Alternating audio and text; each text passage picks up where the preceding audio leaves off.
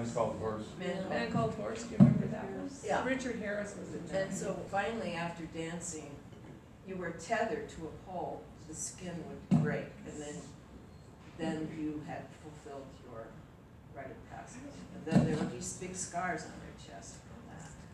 But that was the ritual for men, young men. Apparently, a rain-making ritual was shooting arrows into the sky until it rained. It was a Bodmer drawing of a Assiniboine camp. And these are Bodmer's paintings of artifacts. They look photographic.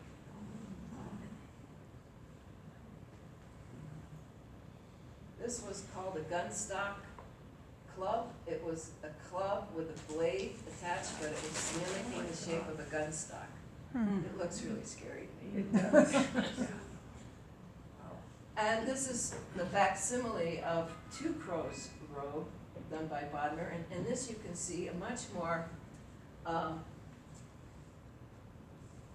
what would I call it? Diagrammatic way of drawing humans and horses.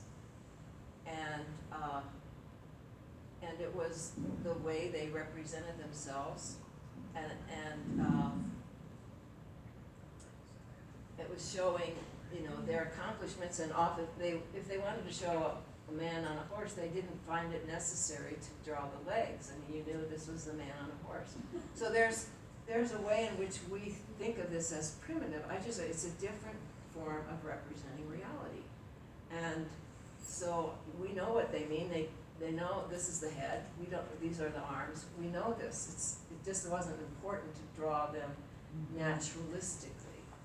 And this was a painting on a shirt owned that was forebears, showing a victory over this guy who's clearly bleeding, and there's the knife. That was probably the knife victory. Very, diagrammatic, the torso, a triangle.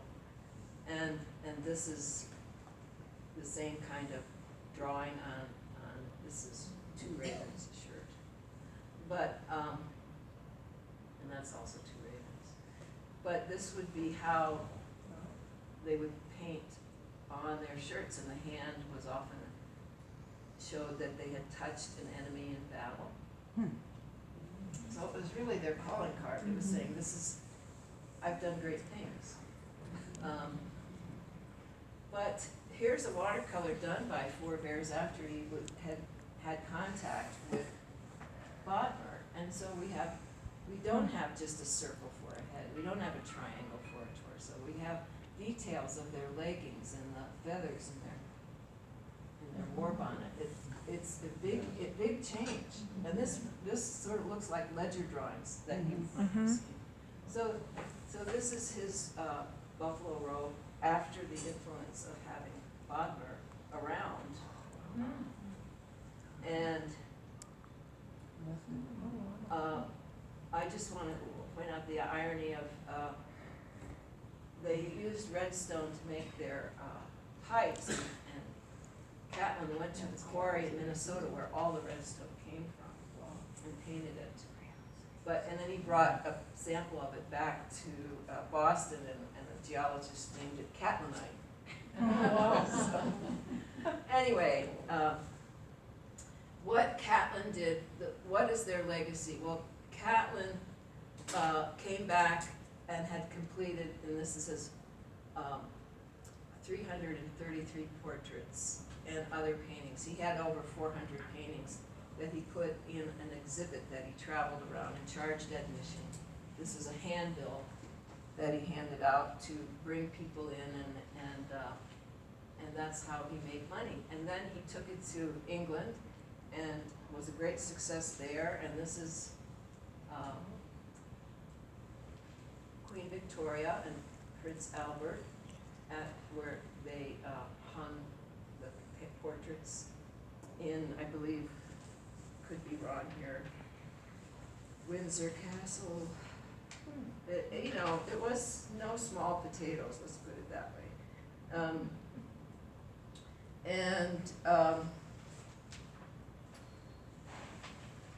And so he was a grand success, especially in Europe, because by now the thrill and interest in Native Americans was waning, and our culture was ready to exterminate them because they were taking up space where now the railroads were coming in and they wanted to put cattle, making reservations.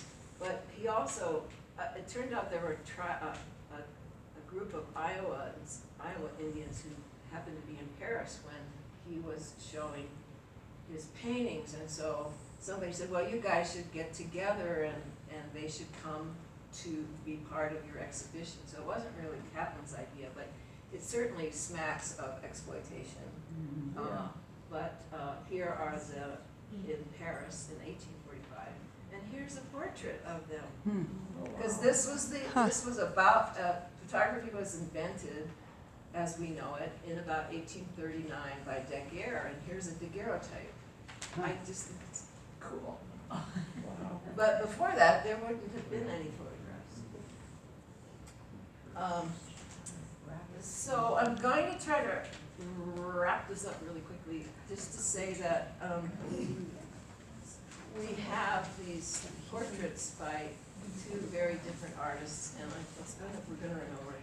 Caplin's work was eventually, his whole collection was eventually donated to the Smithsonian, but not during Caplin's lifetime. So this is what he always wanted it to be bought by the National Gallery.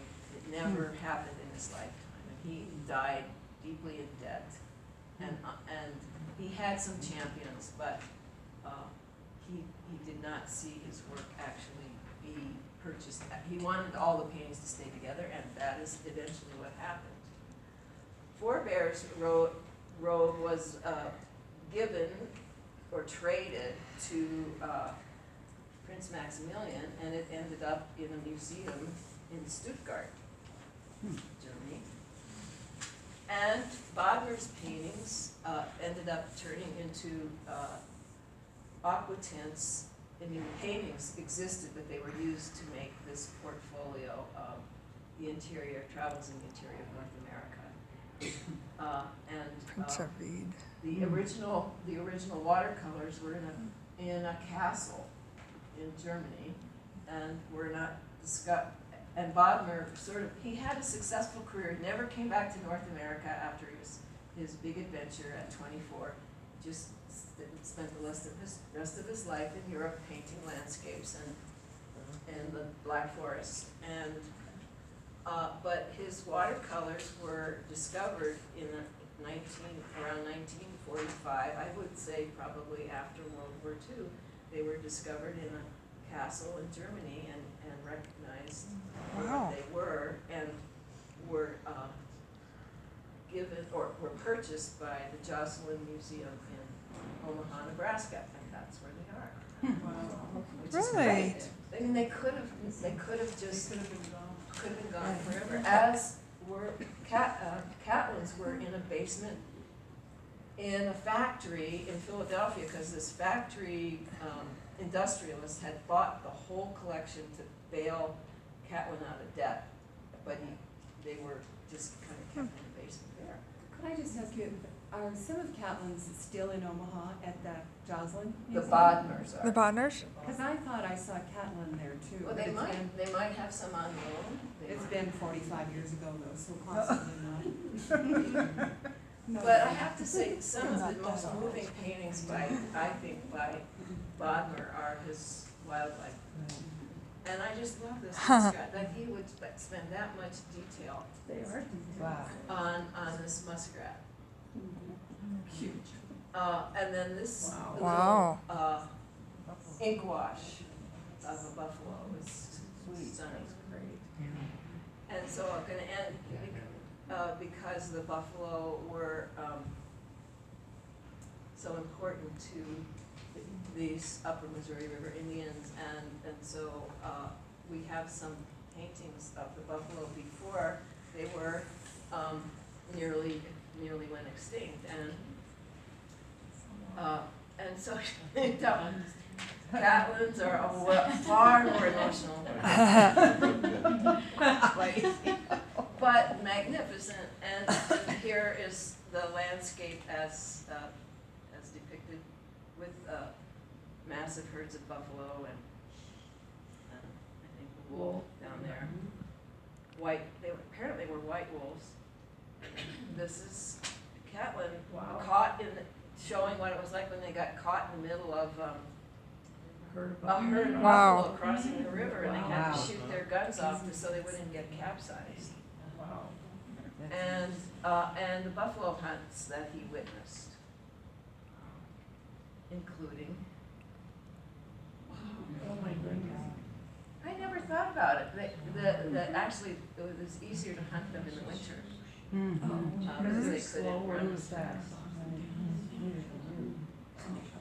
So we have these, and here the buffalo are so bunched that They're crawling on they're top crawling of them. across their backs Wow. to get out. Jeez. And this was a ritual where they cut the shape of a buffalo out of the sod. How do we know this stuff? We know this stuff because of these men who went out there and did these paintings. And who knows, I mean, within 5 years of Catlin and Bodmer being at the Mandan village, four bears died in 1837 of smallpox. And Wow. their tribe went from as many as 3,000 to less than 100. Wow. So we have, lots of things have survived miraculously, but I think these paintings have helped. Boy. Wow. So these are things he witnessed, and apparently the wolves only went after weak or sick animals, and so the buffalo didn't really mind having wolves around because the wolves couldn't take them on if they were healthy, so they would, the hunters would disguise themselves as wolves to sneak up. And so this is, Huffman arrived in territory just at the end of the era when there were buffalo, and he was only in Fort Keogh for about a year before he went out and shot his first buffalo and took pictures of that. Whereas this was something witnessed by Bodmer. And they were, it's just very moving to me, these paintings, as opposed to photographs. And Oh. it's operatic. It is, yeah. But in the end, everybody here may have their favorite, and I may have tipped my hand on who's my favorite, but I can't say that one is a better artist than the other. They're different, and I'm so glad I don't have to choose because we have both. We have the drama and the sort of hair on fire painting of Catlin, and then we have like the uncompromising care and accuracy of Bodmer, and that they were within a year of each other in the same territory, and somebody was keeping notes. I mean, Maximilian was keeping notes, and Catlin kept notes of what he experienced, and so they has a lot of writing to accompany this. And so I feel when I look at these paintings, even in reproduction, and I haven't been to Omaha to the Jocelyn, that's on my list, my bucket list, but I did go to the National Gallery to see original Catlins, and it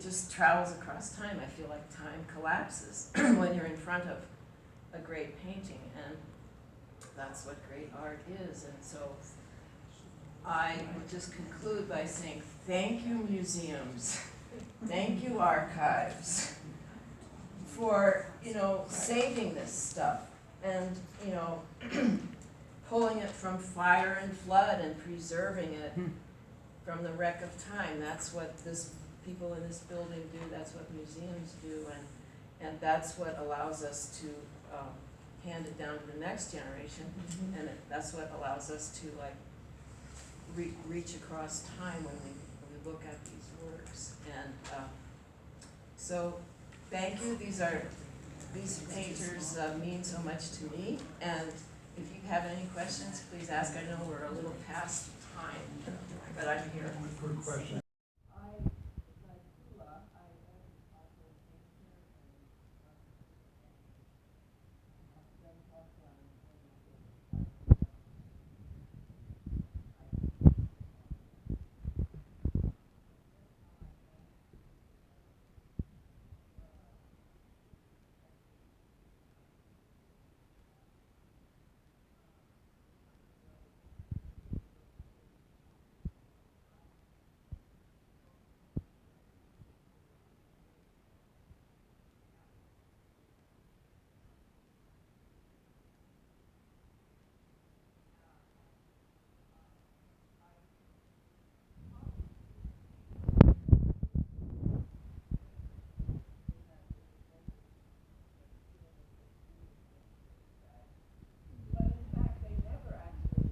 But they did know of each other's work, and they did have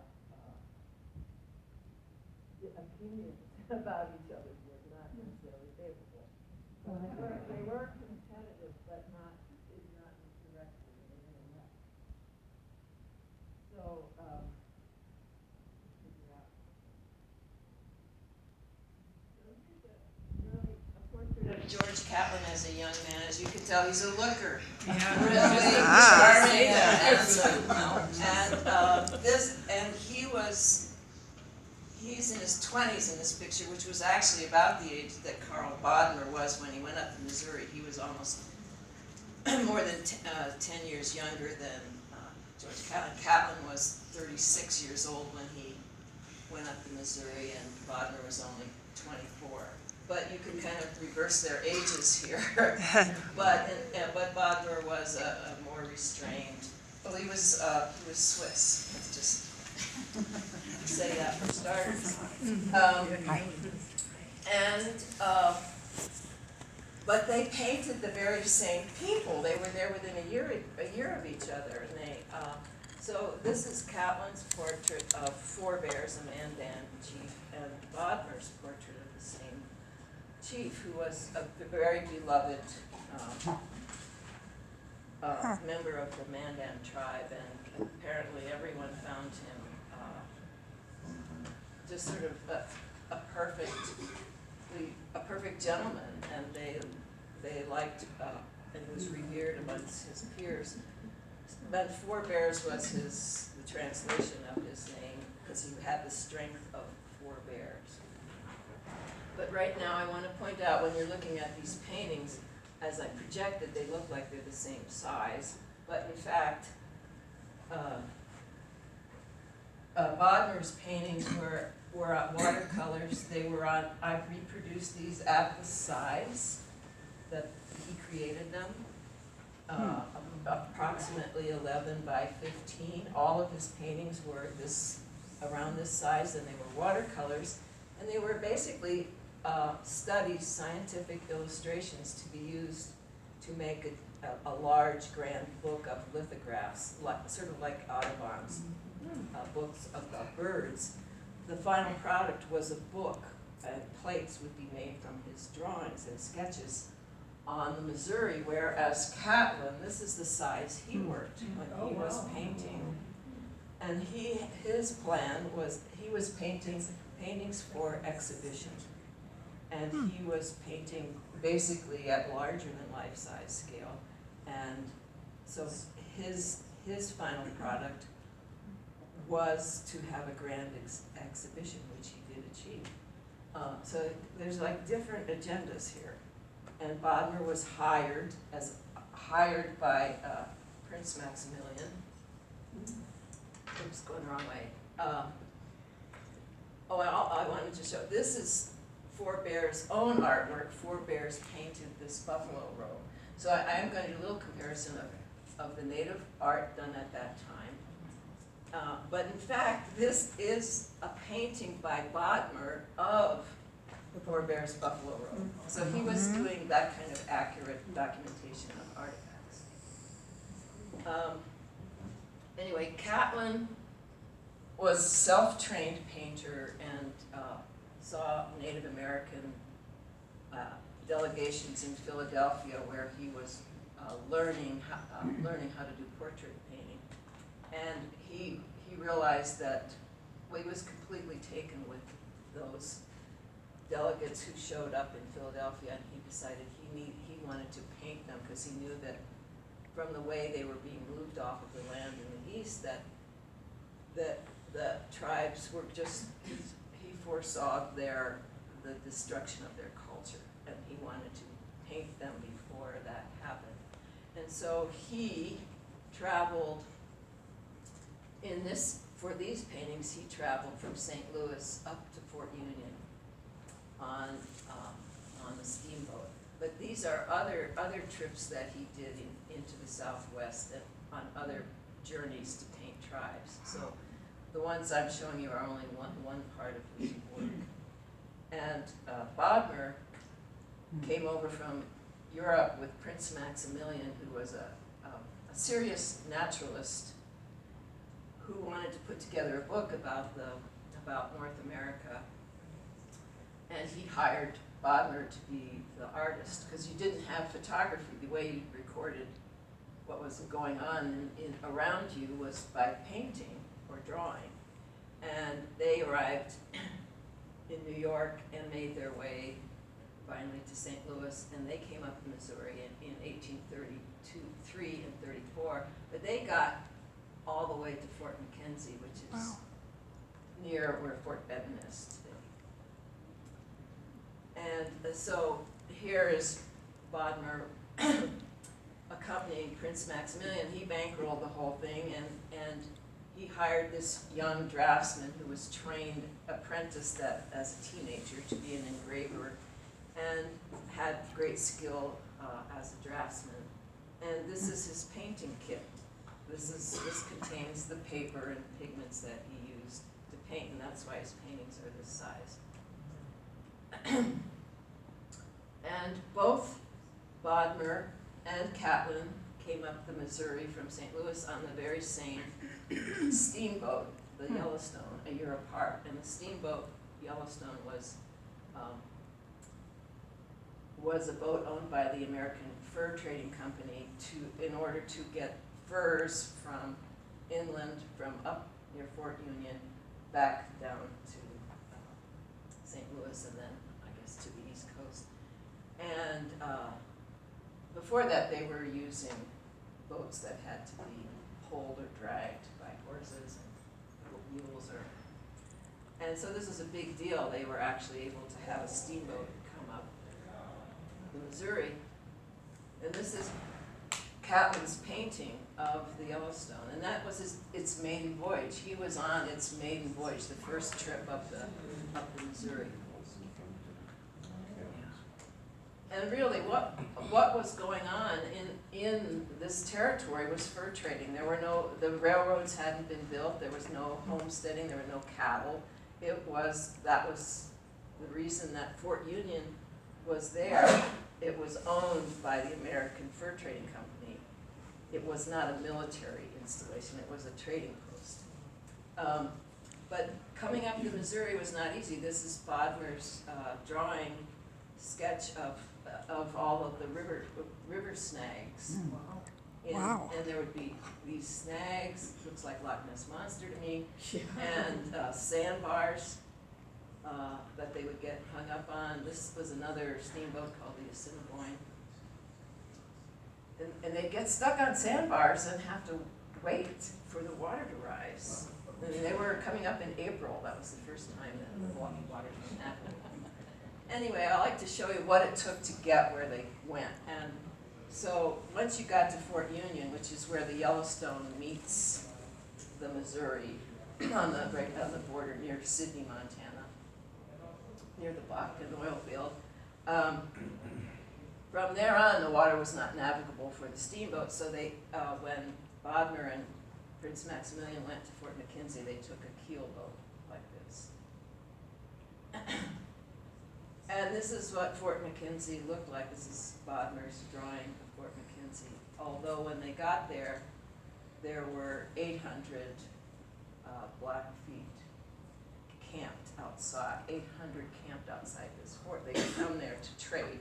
They would come in the spring and trade furs and for the trade goods that they wanted. And while Catlin came up to Fort Union in the spring of 1832 in the steamboat, he returned in a boat like this. He returned to St. Louis in this kind of a boat.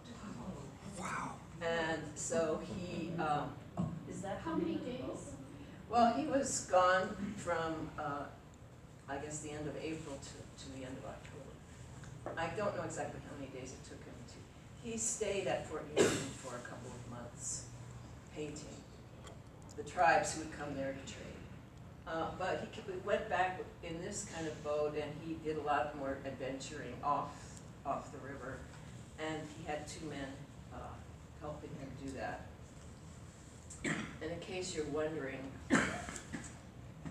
how he managed to get canvases like he would paint, he would stretch the canvas and paint thinly with oil paint, and then he could roll them. So all of his, he did 136 canvases in less than 90 days. So he was a painting maniac.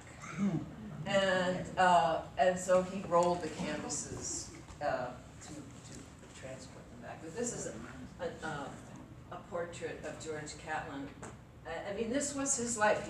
He was 36 when he went up to Missouri, but he dedicated his whole life to painting Native Americans, and so this portrait shows him with some of his subjects behind him and in buckskin. Am I doing this somehow? I'm not getting the next one.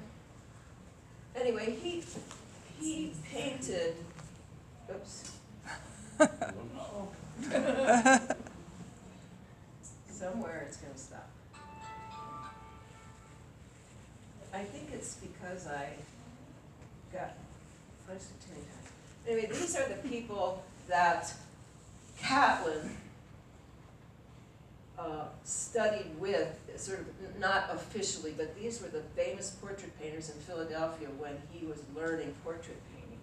So you recognize some of their subjects. And so the Peale family, Charles Wilson Peale was the patriarch, and he had 3 sons, Titian, Raphael, and Rembrandt Peale. So he wanted them all to be What was their destiny? And they were. Yeah. They were. And so then we have Thomas Sully's portrait of Rembrandt Peale. Anyway, but then he, Catlin mastered portraiture, but then he used it to paint the Native Americans, and you can see a completely different palette with a different effect in a way compared to these. Yes. But he could paint like this too. But he really stuck with portraits. That was his strong suit. So this is also forebears without his shirt on. And I'm going to show you now Karl Bodmer. He was a Swiss, and he did a lot of portraits on landscapes on the Rhine. He excelled in painting animals, but when he was hired by Prince Maximilian, he quickly had to learn how to paint people. This is a detail of his portrait of forebears. This portrait here with the bare chest. But you could see every feather. It's so accurate in terms of those details. And he was highly praised for this skill. But the split feather, the knife in the head, the knife, this was actually a wooden knife, but it was to symbolize forebears' victory over an enemy in a knife fight. So everything about this headgear tells you something about his success in battle and what clan he belonged to. I think the turkey feathers indicate that. But this is the full portrait. And this is the size it was painted. So I just like to keep you to recognize that on screen everything looks big. Yeah. But it was a different oil and versus watercolor, very, very different. But they both painters had an amazing skill. Yeah. So, Caitlin was way more colorful though. yeah. He, his palette was very saturated, very rich, and oils are definitely that way, as usually generally compared to watercolor. And anyway, Catlin was called the fastest brush in the West. I mean, he was doing 5 and 6 portraits a day. Wow. I can't imagine. That's I amazing. cannot. He wouldn't do the complete portrait. He would probably do mostly the features, and then he would fill in when he got back home to Pennsylvania. He'd fill in some of the details.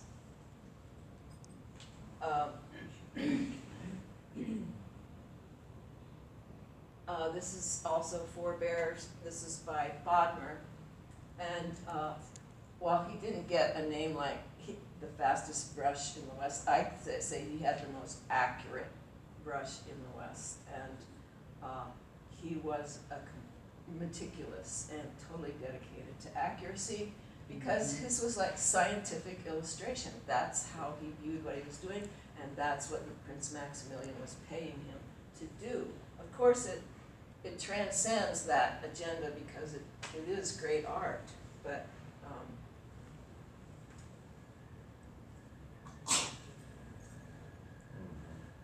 I just want to show you the conditions under which Catlin was painting. This is his drawing of himself.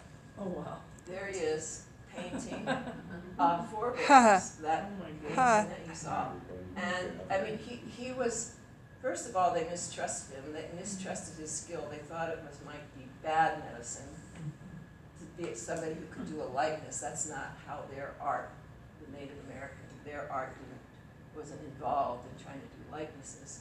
So, but then after a few important tribal members were painted and didn't die or have bad things happen to them, then it was an honor to be painted, and then the whole clan would show up to And watch. this was Bodmer? This is Catlin. Oh, this is Catlin, okay. And then I just want to show you, Prince Maximilian also did a little drawing. He kept very, very meticulous journals, because he was going to write a book on the natural history of North America. And so this is just an example from his own journals. So for the rest of this talk, I'm going to just go through both Bodmer and Catlin's portraits, because often they were doing the same person, but a year apart. And also similar landscapes and artifacts, and not to mention the wildlife. So if you have a question, please ask me in the middle of this, and if it's a short answer, I'll give it to you right away, and if it's a long answer, I'll talk to you afterwards. But I don't want you to lose track of a question if you've got one. The bright reds that were used, those are true to what they painted? Yeah. How did they get the red? Well, there's a lot of pigments, that create, they weren't digging up pigments out when they brought their pigments with them. So there's the cadmium red is usually the brightest red. Some of the portraits are really red skinned. Mm-hmm. Too much so, I think. Well, probably so. Probably so. But, I can't really answer to that, but this was how they painted them, and maybe it's coming from European culture. They just saw it more dramatically than we would see it today. So this is Bodmer's painting of 2 ravens, and those are magpie feathers done with amazing skill and Wow. accuracy. this is Catlin's, he called them two crows, but I realized this was the same man, two crows, two ravens. Their interpretation of their names was probably, and I put that in there to remind myself, what you're looking at is a projected image of I took a photograph from a book that was a reproduction of the original painting. So what you're seeing here is like a photograph of the original, of a photograph of a reproduction of the original painting. I photographed this Right. from a book. So things change. This is also printed from a photograph I took in a book. If you see the original paintings there in the National Gallery in Washington, D.C., the colors may be a little different. I was doing my best to duplicate what I was seeing in a reproduction in a book. So we're several generations from the original, and it's worth it to go see the originals. Another portrait of Two Ravens by Bodmer, and I think after a while you're going to be able to know whose is whose without me telling you.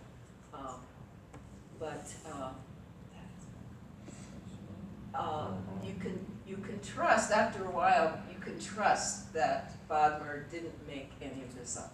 That this is what he was wearing in the bear claw necklace was a kind of very honorific thing. I think you had to go out and kill the bear to get the claws yourself, and not everyone had bear claw necklace. I don't know, this one knocks me out every time I see it.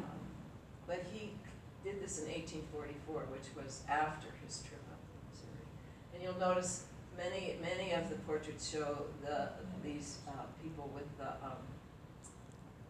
these are peace medals that were given out. At first they were given out by Lewis and Clark to the tribes they met as, we're here in peace. But then the fur trading companies were giving out peace medals too, and they were all trying to make things smooth as possible. But again, that bear claw necklace.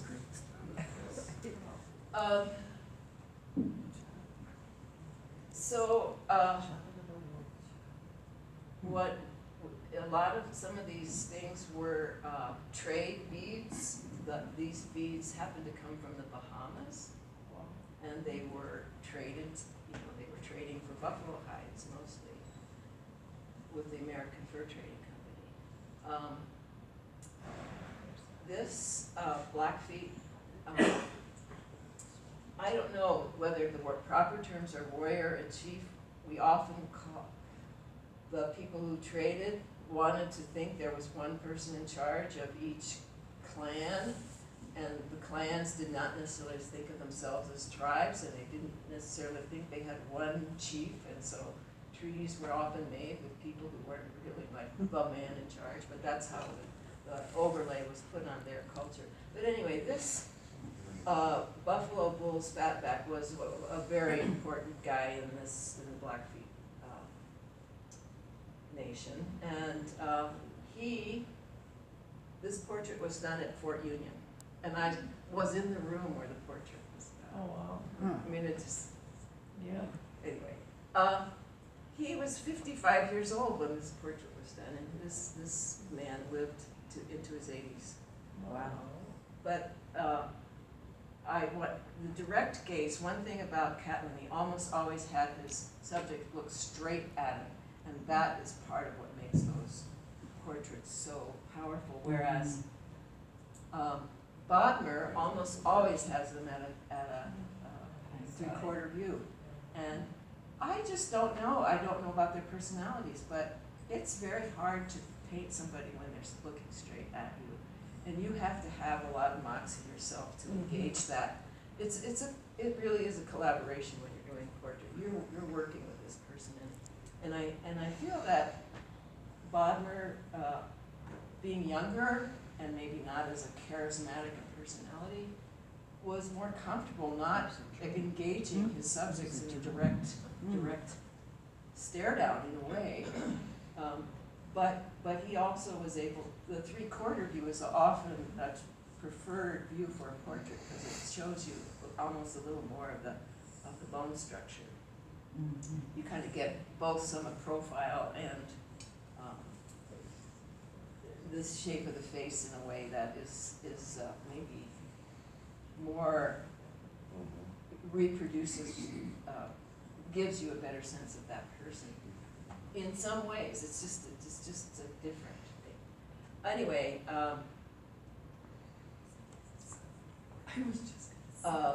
again, you can probably guess who did this. Can we hear it?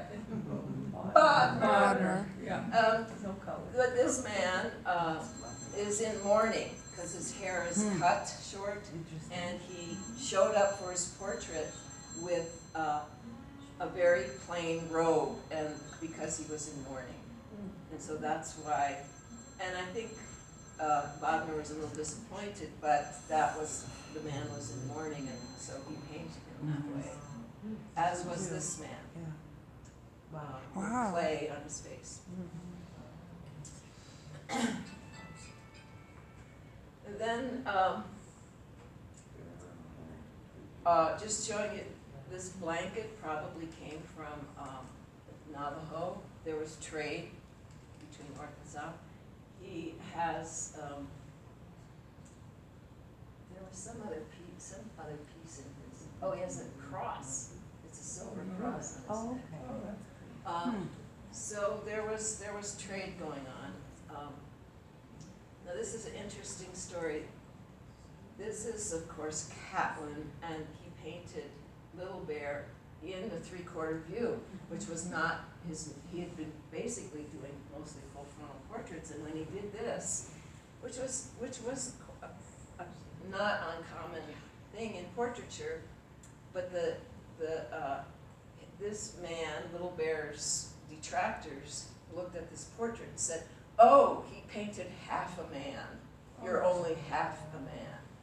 A big insult, which was not intended, of course, by Catlin. But this man was an enemy of Little Bear, and so he kept rubbing it in, and there was a big kerfuffle, and so Little Bear gets killed, and Little Bear's family members are coming after Catlin because he disrespected him by painting him as half a man. So there is the danger of a three-quarter portrait.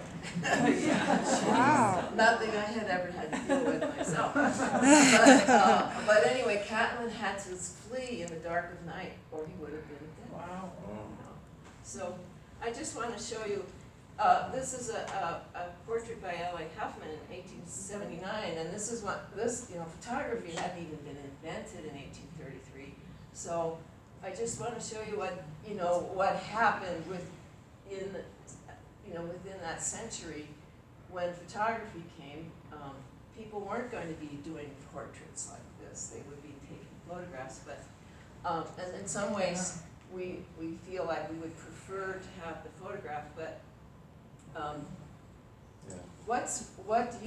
I feel that they are both important, and this is a stunning portrait, but there is no color. Right. And Yeah. also, there is also something that happens when you have the personality of somebody like George Catlin, basically bringing this person's life and energy through him and putting it on canvas. Something different happens, and I say, this might not be exactly what this man looked like, but I think it translates something important that is different from what happens with a photograph. As this photograph, where this man, Spotted Hawk, looks to me like a normal-sized human being, And then we have Catlin's portrait, where he definitely heroicized the Native Americans. There was the notion of the noble savage, and so some of his full body paintings, not to mention even this, you get a sense of these people were superhuman in a certain way. I love this painting, and you can see, this is where he would complete this on the spot, and then later, although he didn't win this one, usually he would come back later when he was back in Pennsylvania and finish all the detail like that, but he would complete that part in the field. And I don't know, it just knocks me out. Yeah.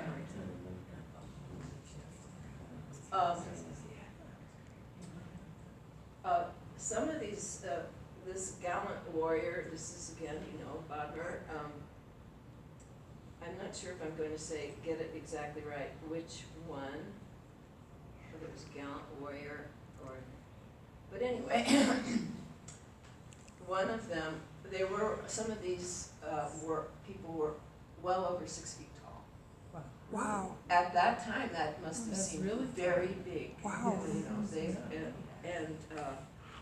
Probably most of the Europeans coming in there were not well over 6 feet tall.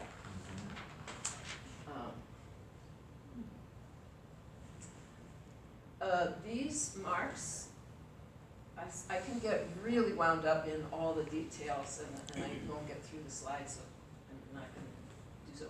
These are probably paint that represents bullet wounds that he got. And so everything they're wearing is like their resume. It tells you what they did and their great accomplishments.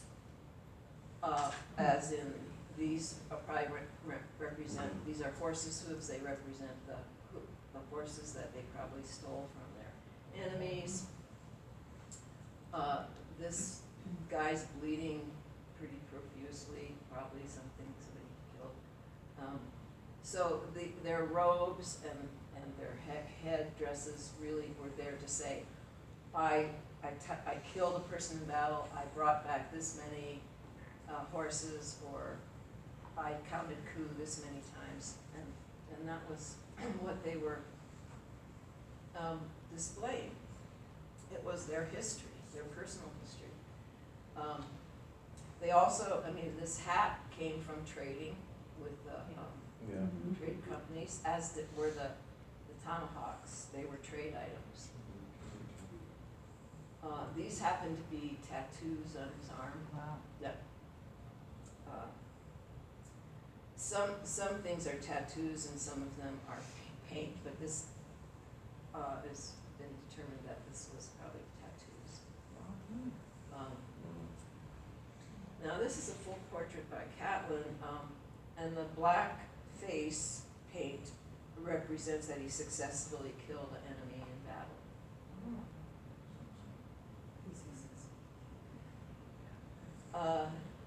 Keokuk was a very important man in this Saltbox tribe, and he apparently had a very good-looking horse, and he demanded an equestrian portrait be done of him.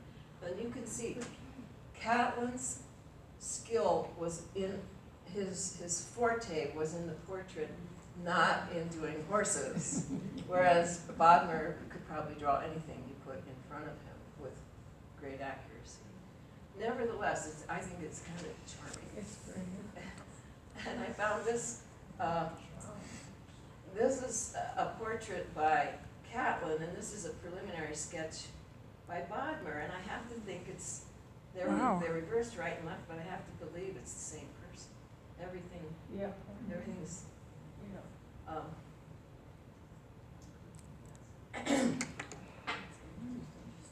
Sometimes this.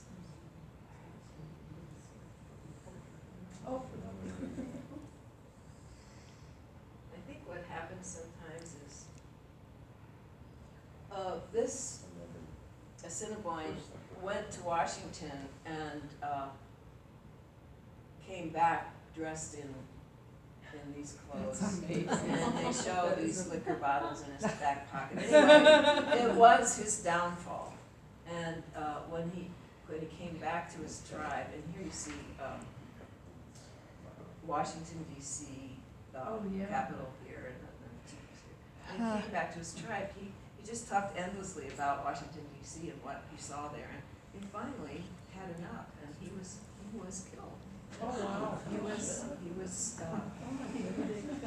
but this is a portrait of the same man. So we have this notion that of how much freedom, the overlay on the noble savage, and these men and women live this life of freedom. But there were a lot of taboos. There was a lot of control over what you could and couldn't do, and that guy crossed the line. Wow. So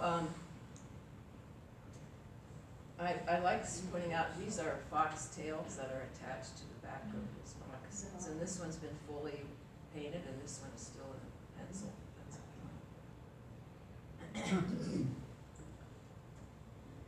Yellow Feather was the son of 4 bears, and he was totally fascinated with both Bodmer and Catlin, but when Bodmer came up with Prince Maximilian, they actually spent the winter near the Mandan villages. I think it was Fort Clark. And so they set up a studio in Fort Clark, and Yellow Feather would just come into the studio and hang out and watch Bodmer paint. And so then Bodmer gave him paper and pigment to work with. And so this is Yellow Feather's painting. And I'm going to point out that in this painting, he is learning how to give a lot more detail to the figure and the specific war bonnet, and that he was influenced by the work of Bodmer to try to paint, let's say, more naturalistically. And I'll get back to that after. I want to do a little bit about the women. They painted very few women because they wanted to paint women, but the men would say, "Why do you want to paint the women? They're not important." And so they had to convince them, "Well, we just want to paint them." But there are a lot fewer paintings of women. I'm afraid to hit this again because it will.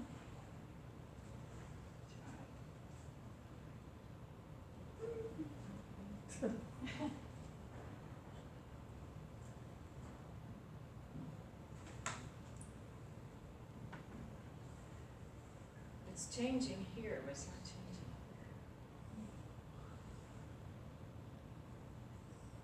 here.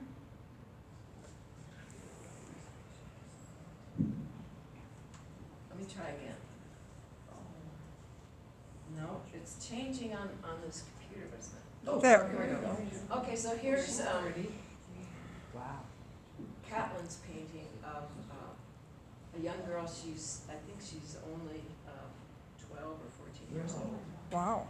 and her name translates as Mint. And she has this white streaks in her hair, and apparently that was quite common in their gene pool. There's a certain percentage of their people had these white streaks in their hair, even from 8, 12 years old. Wow. Beautiful.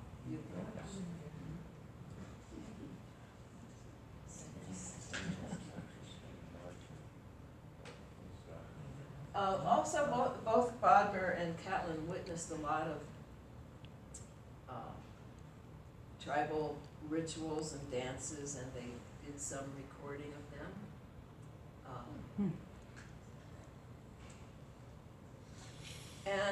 And I'll do a few landscapes. This is Bodmer, and this is up near Fort Benton and Fort McKenzie, the Bear Paw Mountains. I believe that's in the background. I think I've been there. I tried to find that spot. Meanwhile, Catlin was not a landscape painter, but he did paint the landscape, and it comes out kind of surreal, but nevertheless, I think about it some of that country is, you know, just so, the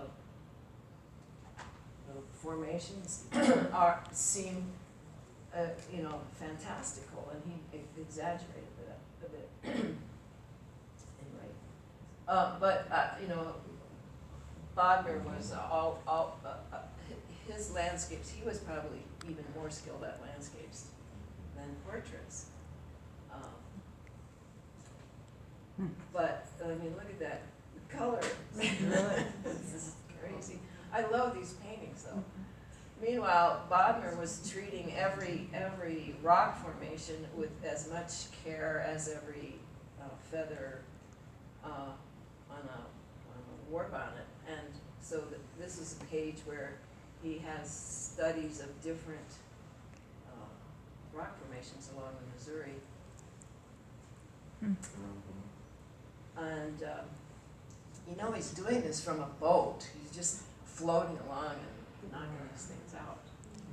And then this would be how those studies would be presented in the book that Prince Maximilian had printed. And this page is titled Remarkable Hills in the Upper Missouri River.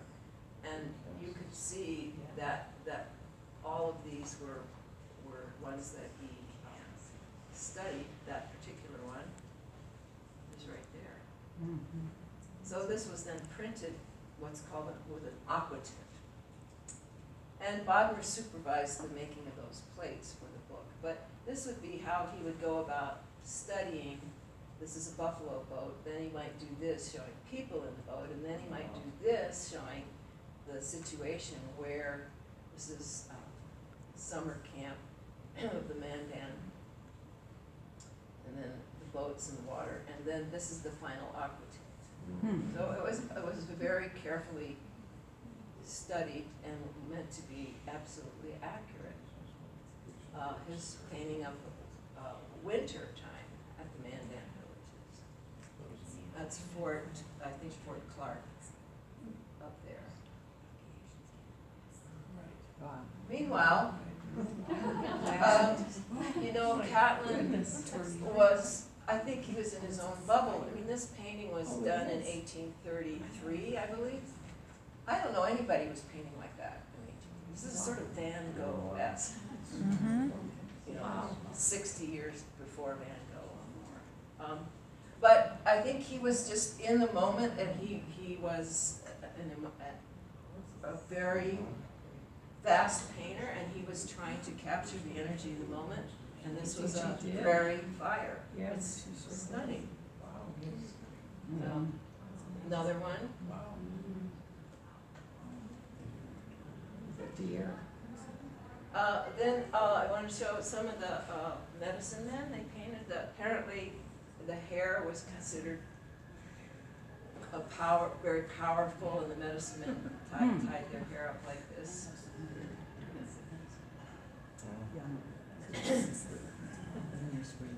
And this was Catlin's painting of a medicine man. And then this one, where he witnessed, and this was at Fort Union. There was a kerfuffle and somebody got shot, and so a Blackfeet man was shot, and this shaman shows up to do a dance over him, hoping to revive him before he dies, but he did not survive. But Catlin observed this, and I'm sure he painted this from memory, because I don't think he was painting this in the moment, but it was a very powerful moment, and said this man danced around the dying man for about a half an hour, and then he went back into his teepee and took all of this stuff off, and that was it was his powerful medicine, and you didn't see it except at that particular moment. And then one of the most highly chromatic paintings by Bodmer that I've seen with that red, but these were the Buffalo Society dancers. And then this is the aquatint that came from studying probably different dancers.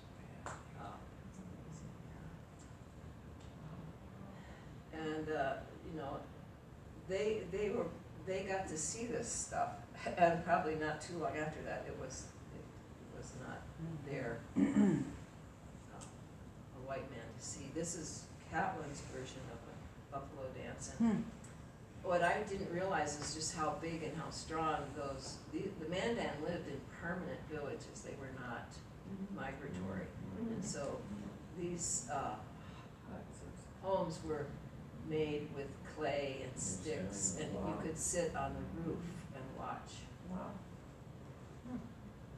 And then one thing that Catlin witnessed was the sun dance, where they pierced their chest, and he did this drawing of what he called the Okipa sun dance, and when he showed it at his exhibitions, people didn't believe him. They did not believe that that's was an authentic ritual.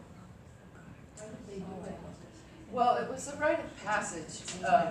They would, they would probably dance, I don't know, for several days with, no food, no water, and you could have a vision, but it was a rite of passage in manhood. And you would pierce your chest There was a movie. until it was in Dances with Wolves. Anyway,